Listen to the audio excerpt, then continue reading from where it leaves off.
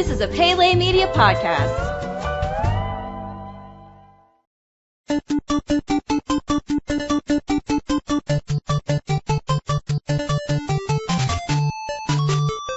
Welcome back to Goonies Minute, everybody. Goonies Minute is the fan podcast where we carefully explore the movie Goonies minute by minute. I'm Brady.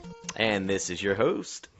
Not really, Chris. Chris. This is your co-host, Chris. Your co-host. Only in my dreams. Only in your dreams. Who was the one that did Only in Their Dreams?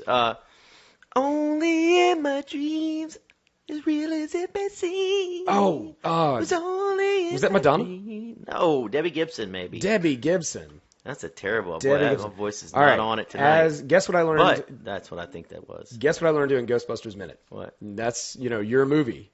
When Lewis is outside of Tavern on the Green trying to get into the restaurant, there's a little girl having a birthday party. It's Debbie Gibson. Yeah. I have heard that, but I'm not going to claim it, and I'm going to claim that you just educated me on that because Okay, I sure. would have not. If somebody said, who was that girl outside Tavern on the Green, I wouldn't have been able to come up with that, so I will give you credit for that. All right, fair enough. Yeah. You want to get into the minute? Let's get into the minute. In the previous minute, we saw the Goonies realize that they were now on the right track according to the map. At minute 26, we see Brand on the Training Wheels bike riding as fast as he can in pursuit of Mikey. At 26 minutes and 15 seconds, we see Troy driving Andy and Steph in his Mustang convertible. Troy is adjusting the rearview mirror to get a good look at Andy's bare legs. At 26 minutes and 24 seconds, they spot Brand riding up the road. Troy begins to honk the horn and slow the car down as he pulls up next to Brand. At 26 minutes and 40 seconds, Andy politely asks Brand if they can give him a ride. Brand declines. At 26 minutes and 48 seconds, Troy sarcastically insists and grabs Brand's hand and holds him to the car. He speeds along, pulling Brand along with the car. They get up to 45 miles an hour, and the bike begins to come apart. And thus ends minute 26 of the Goonies.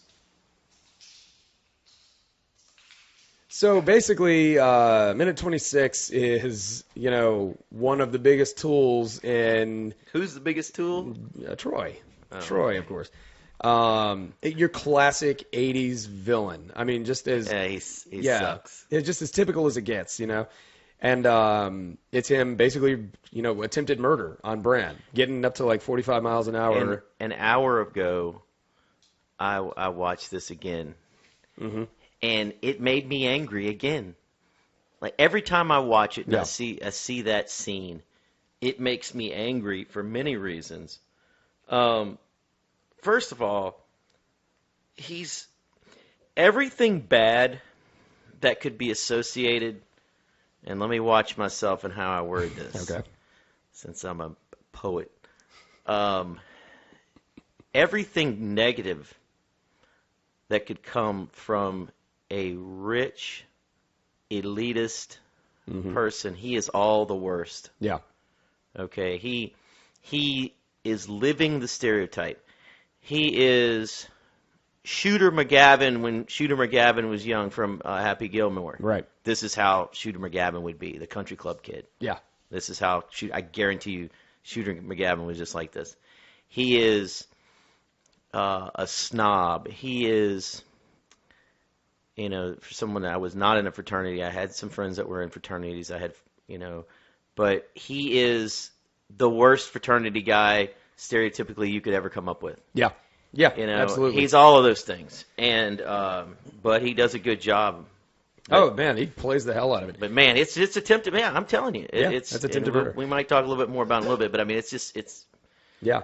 It's so crazy. Troy is played by an actor named Steve Anton, who didn't really do a whole lot more of acting in prominent roles outside of the Goonies. He was in Penitentiary 3 and The Accused, the Academy Award nominated film, and he was also in a film called Inside Monkey Zetterland.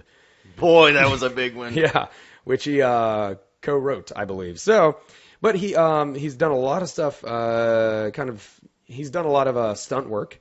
He became a very prominent stunt performer. He was Jesse in the Jesse's Girl music video. That's pretty cool. Yeah, and he's gone on to direct a lot of music videos. But he is wearing a hat that's a visor. It says Astoria Country Club, which is an actual country club, and I looked at it online. It's a lovely looking place. Very nice looking.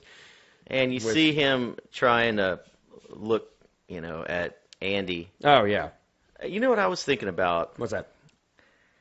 I just don't see Andy being able to being attracted to him in any way. Well, she's not.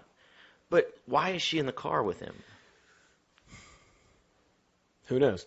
I mean, why is she even in a situation? I'm sure there's some fan fiction out there that answers that question. But so I don't even know why she's in the car. And then Steph, to me, would even despise him even more. yeah, and you would think that. Why? I just don't get that. So okay, Steph and Andy are like attached at the hip. So it's plausible to think that like I love how we're going over this. It's plausible to think that he would have been like, okay, well, if I'm going to get Andy in the car, I guess I got to have this one too. But Troy's the kind of guy who would say like, no, you're not getting in my car, Steph. Get out. Yeah, and then but Andy's attractive, but I wouldn't see Troy going for that type of attractive. Okay, this girl type of either. dude who probably comes from this type He's of a family. predator. He's probably a predator. He's a rapist. Clearly a predator. But he's probably comes from that type of family that just they want this like power couple out of children. Like he's got a prominent family. His parents are probably like, listen, you need to go for Andy because she also has a rich family. And if we can, Does she, you know what I'm did talking she about? have I can't. I would. I don't think they go into her family. They don't do go into it. No, So it's like, no. I mean, we can assume that. Yeah.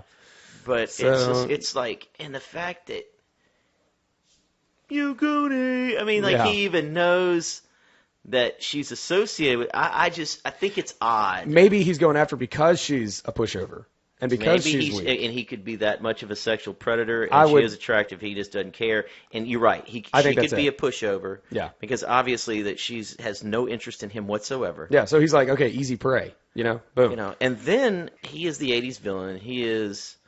But he acts more like he would be the football player. Mm-hmm. So he has the class and the money, but he kind of acts with Brandt like he has the brawn too.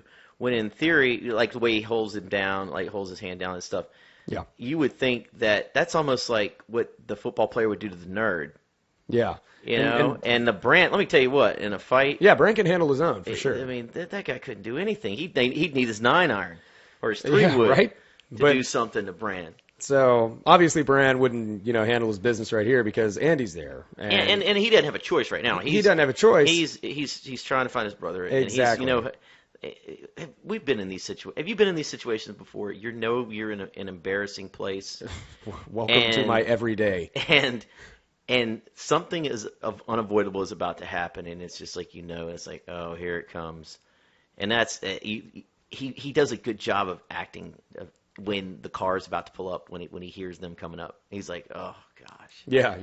he's so disgusting. I tell you what, it's it's a pretty frightening sequence, and I believe Josh Brolin's performance here.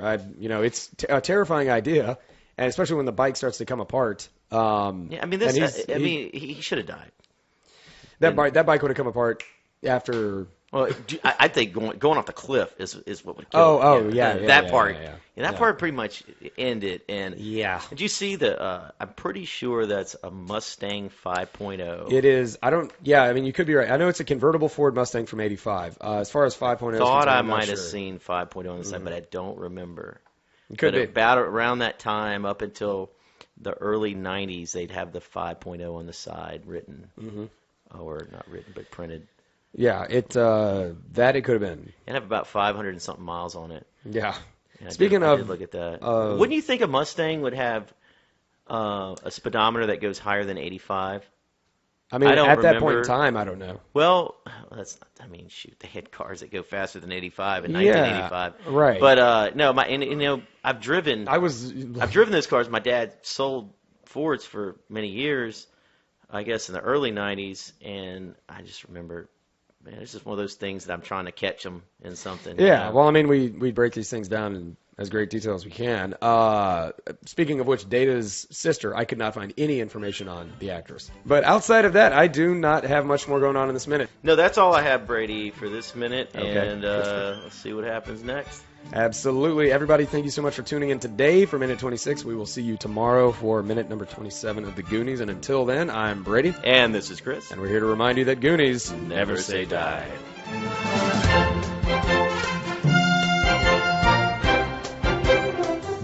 Goonies Minute is a fan-supported podcast.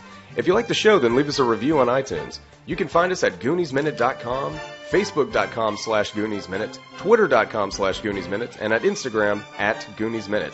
You can contact us at GooniesMinute@gmail.com. You've been listening to a Pele Media podcast. For premium content and exclusive podcasts, visit us at patreon.com/Pele Media. Check us out on Facebook at facebook.com/Pele Media and follow us on Twitter at twitter.com/Pele Media.